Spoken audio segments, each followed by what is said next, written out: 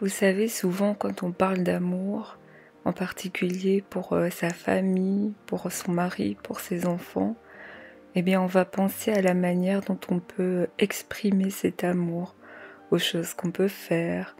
Je peux cuisiner un bon plat pour mon mari, pour lui montrer que je l'aime. Je peux faire des crêpes pour les enfants, pour leur goûter parce que je sais qu'ils seront heureux et parce que je les aime, je veux qu'ils soient heureux. Et parfois, on va s'attacher plutôt à ce qu'on peut faire, on va s'attacher à être dans l'action et on va moins se questionner sur nos motivations. Paul nous dit dans l'Épître aux Corinthiens, il nous dit si j'avais tous les dons, si je faisais plein de choses grandioses, merveilleuses, époustouflantes, et que dans mon cœur il n'y a pas d'amour, alors c'est que je ne suis rien. Il ne dit pas c'est que je ne fais rien, mais il dit je ne suis rien.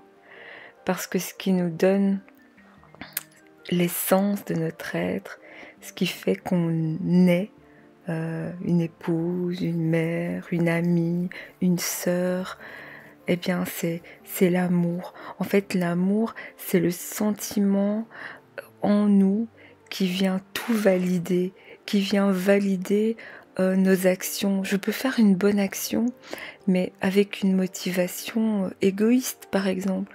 Je peux faire quelque chose de bien parce que j'ai envie qu'on le voie, parce que j'ai envie qu'on me remarque, ou même parce que j'ai besoin qu'on me valide, qu'on pense quelque chose de bon de moi. Et du coup, ma motivation, elle vient quelque part mettre un jugement sur mon action. Elle vient dire si cette action c'était vraiment une bonne action ou si c'était quelque chose d'égoïste. Et dans nos familles, dans nos foyers, dans nos relations, ce à quoi on doit faire attention, c'est à ce que l'amour soit notre principale motivation, notre première motivation dans tout ce qu'on fait. Je ne fais pas quelque chose pour mon mari simplement parce que si je le fais pas, il va me disputer, ou il sera pas content, ou il va me prendre la tête. Je ne fais pas quelque chose pour mes enfants simplement parce que je me dis si je le fais pas, ils vont râler, ils vont bouder. Ça c'est pas une bonne motivation, c'est pas quelque chose qui vient valider ce que je fais. Il faudrait que ma motivation ce soit toujours et tout simplement, j'ai envie de dire, l'amour. Et là, tout ce que je fais, même la plus petite chose, ça devient quelque chose qui a du sens. Ça devient en fait, y compris, ça devient aussi un acte d'amour envers Dieu. Dans l'amour, il y a aussi une notion particulière qui parfois, ça nous fait du mal d'y penser, ça nous fait du mal de le réaliser. Mais dans l'amour, il y a aussi une notion de sacrifice. Et si aujourd'hui, il y a tellement de personnes qui se sentent plus à l'aise en dehors d'une relation que dans une relation, avec qui que ce soit, avec des amis, avec nos frères, nos sœurs, nos cousins, peu importe, même parfois avec nos proches, notre mari, nos enfants. Si on se sent plus à l'aise en dehors de la relation, c'est parce qu'on réalise bien sûr que la relation demande du sacrifice, que la relation nous demande de sortir de notre zone de confort, que la relation nous demande de ne plus vivre une vie en regardant seulement nos propres intérêts, ce qu'on a envie de faire sur le moment, si on a envie de voir quelqu'un ou pas, si on a envie de parler ou pas, si on a envie de répondre à un message ou pas, si on a envie de partager avec quelqu'un ou pas. Et parfois, c'est difficile. Il ne faut pas penser que parce que on donne du prix à la relation et parce qu'on s'aime, tout est automatique et tout est facile. Bien non. Il y a des choses qui demandent un sacrifice. On fait des choses qu'on n'a pas envie de faire. On a des conversations qu'on n'a pas envie d'avoir. On va à des endroits où on n'a pas envie d'aller. Et parfois, on souffre. Parce que faire des choses qu'on n'a pas envie de faire de manière répétée, ou voilà, c'est pas quelque chose d'agréable. Mais parfois, c'est un sacrifice qu'on peut faire pour l'autre. Et si la motivation de ce sacrifice, bien, c'est l'amour, alors c'est une bonne chose qu'on est en train de faire. Et en faisant ça, on est en train de servir Dieu. En aimant la personne qui se trouve en face de nous, on est en train d'aimer Dieu. Alors peut-être si vous visualisez une histoire d'amour hollywoodienne, vous ne concevez pas qu'il puisse y avoir cette notion de sacrifice et donc de souffrance dans l'amour. Mais on la voit beaucoup mieux quand on peut accompagner quelqu'un qui vit quelque chose de difficile, qui a des problèmes de santé par exemple, mentale, physique, qui a des addictions, qui a, je sais pas, un problème de caractère.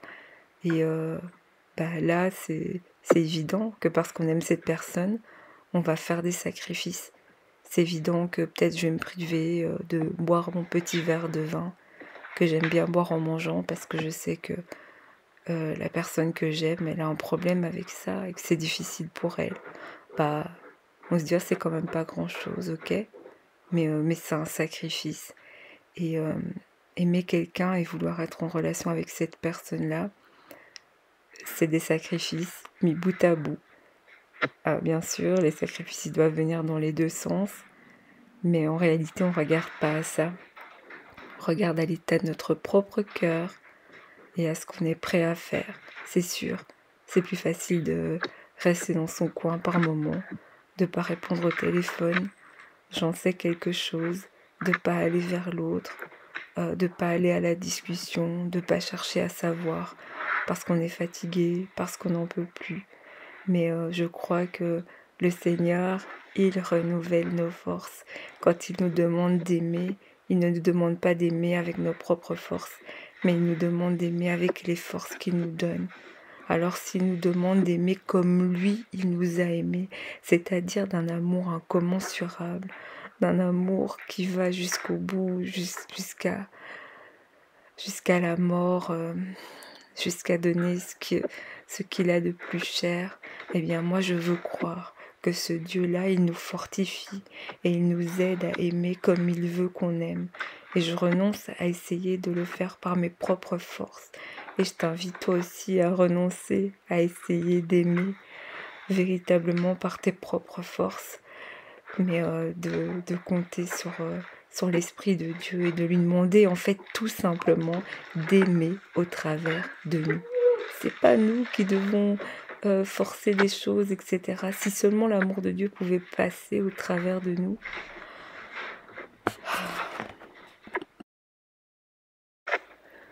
Une chose qui nous aide aussi dans notre désir, dans notre effort d'aimer les autres, c'est en fait au lieu de voir l'autre personne, de voir Dieu, de comprendre que on peut aimer Dieu.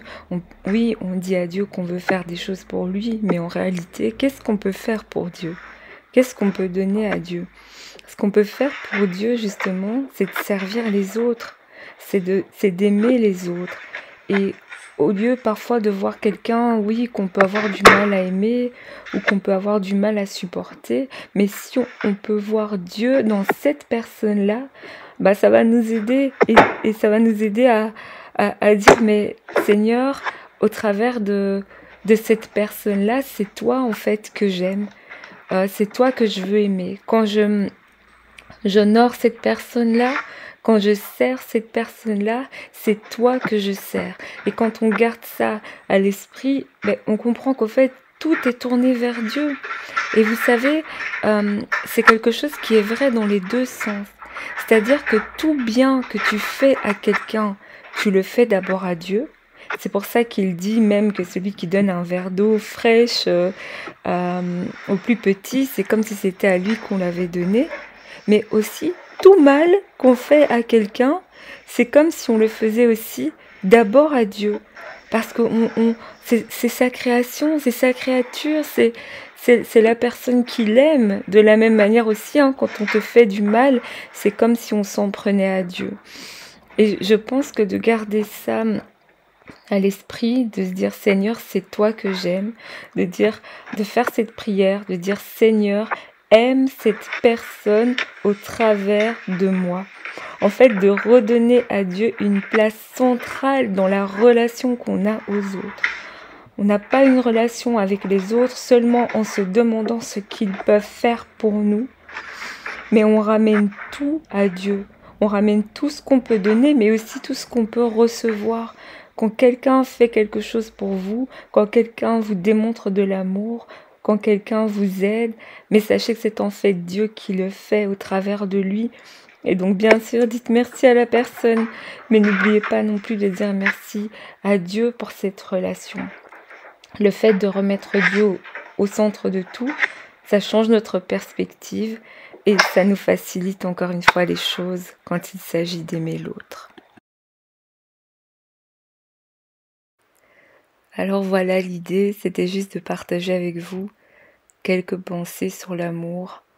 Pourquoi parfois c'est vrai, c'est difficile et c'est pas quelque chose qui doit nous culpabiliser, c'est quelque chose qui s'explique. Et pour aimer correctement, comme il faut, on peut demander l'aide de Dieu et le remettre au centre de tout. Père, je te remercie pour le cœur que tu nous as donné. Je te remercie parce que c'est un cœur qui est capable d'aimer. Je te demande de nous aider à te remettre vraiment au centre de nos relations, à pouvoir comprendre que dans la relation, tout nous ramène à toi. Que la relation, c'est un espace mystérieux dont tu te sers pour agir. Nous ne voulons pas nous priver de relations parce que nous avons du mal à aimer. Et nous voulons te demander de nous aider à aimer, d'aimer les autres au travers de nous, de nous aimer aussi au travers des autres, de nous aider à prendre et à recevoir, à persévérer, à pardonner aussi quand c'est nécessaire. Merci Seigneur. Amen. Je vous remercie d'avoir regardé cette vidéo, ou plutôt surtout de l'avoir écoutée, et je vous dis à bientôt pour la suite. Que Dieu vous bénisse.